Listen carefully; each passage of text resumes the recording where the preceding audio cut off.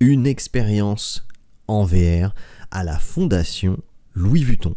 Eh oui, cette expérience VR s'appelle Expérience VR 2025, une édition immersive autour de l'architecture de Frank Gehry.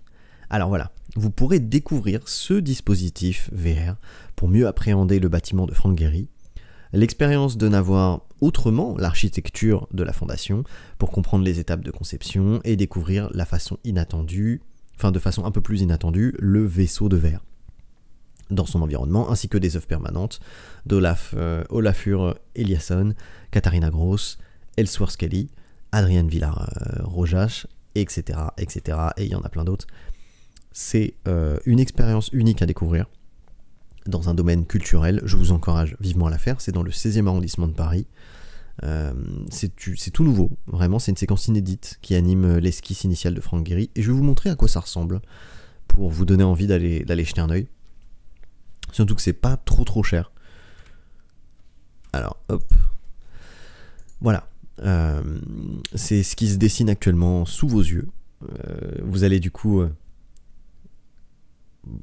pouvoir découvrir toute cette architecture, comprendre comment ça a été mis en place, quelle était la démarche artistique, comment est-ce qu'il a pensé les choses.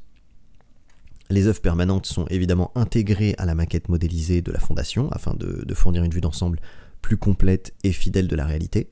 Donc non seulement vous allez vous balader de manière générale sur la galerie, mais en plus, tout est adapté à cette expérience pensée sur mesure. Un médiateur culturel vous guide pendant toute l'expérience. Il instaure un véritable dialogue. Il sera là aussi si vous avez des questions. C'est le moment de lui poser. Il n'y a pas de honte à poser des questions. Ces personnes sont là pour ça, c'est leur travail, et elles le font avec un plaisir et une passion sans limite.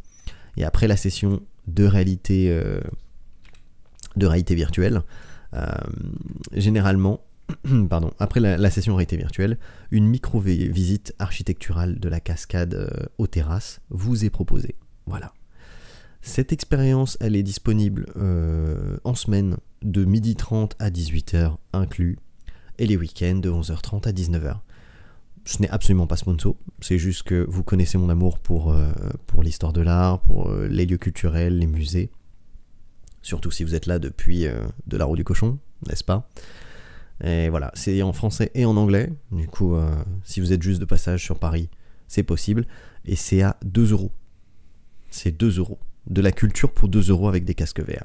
Franchement, allez-y, donnez de la force. Encore une fois, ce n'est pas sponsorisé.